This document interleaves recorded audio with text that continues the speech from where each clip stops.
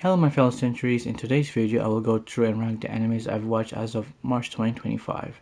Similarly to my past two recaps linked in the description, I will not talk about any spoilers, but rather what I like and dislike and how I feel towards each of them.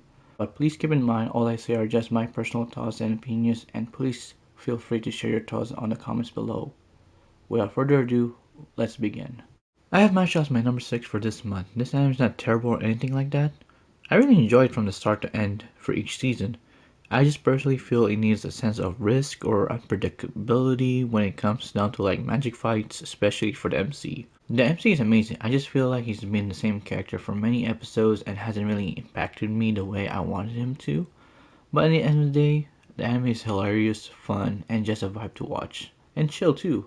So for that reason, this anime gets an B plus in my book. For my next entry, incoming fifth, is the old school classic Cowboy Bebop. Hear me out, the characters are amazing, and I really enjoy each of their personal backstories and their way of facing their past. It was an emotional journey, especially towards the end. But looking at overall, the journey felt a little too short, and personally, I wanted more of the crew to be more successful in their day-to-day bounties, because it gets a bit tiring if each episode has the same outcome. I just wish the story is a bit larger in the scope of things, since the setting is literally out in space, so the possibility is like really grand.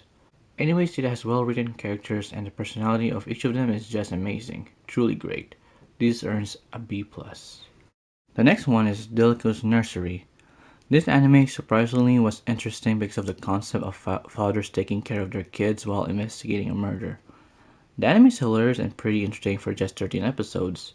I just wish we could see more of the kids grow as friendships, helping out their parents in some weird way within the anime. It was short and the ending could have been delivered better than that cliffhanger. But overall, the anime is entertaining and amazing. I give this B infinite or a B double plus. Alright, the next one is The Wrong Way to Use Healing Magic. The anime itself surprisingly caught me off guard and I did not expect to really enjoy it from the beginning. I think it had to do something with the auras of the characters in the story because they are really pretty well written, especially Captain Rose. The anime is a good mix of fantasy, humor, and action. It's a really different take of an isekai where the MC isn't the main hero but the supporter instead, which is pretty interesting in my opinion. The way he showcased his powers in the anime is pretty entertaining to say the least. The amount and effort that the story takes to grow each of the characters deserves praise all around. Just how season 1 concluded and season 2 future is going to be amazing. I can't wait. Overall, the story may be similar to other isekais, but what makes it slightly better and fun to watch is the direction of the main focus, and every character in it is just amazing and fun to watch interact with many others and the MC. This anime gets an A minus. It may be high, but it is well deserved to keep me engaged through each episode, and the story where it's taking me is going to be amazing. I can tell. My number 2 for this month is It Wrong to Try to Pick Up Girls in a Dungeon 5. This season is surprisingly amazing. What I love about this anime is the immense of character building between the big families and small families, especially to the MC.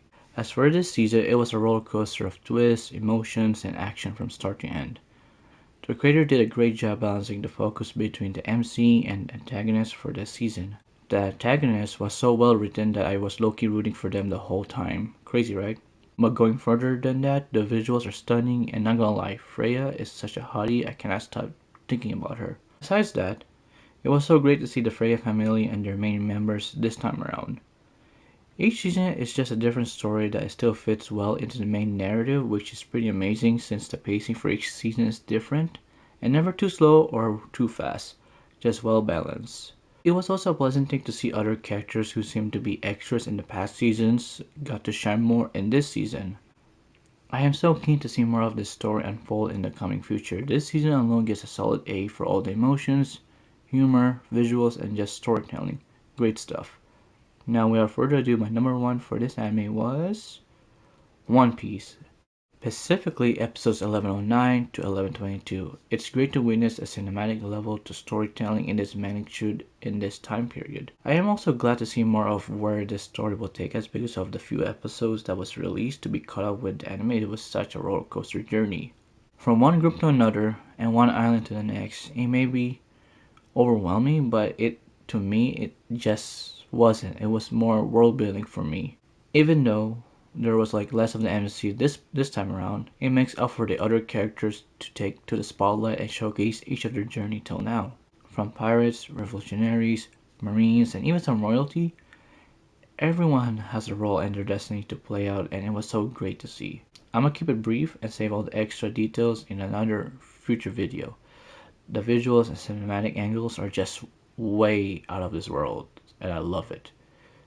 I feel like I transcended into a different plane entirely. The 1v1s, the pivotal moments of the show were some of the jaw-dropping things I've seen in anime.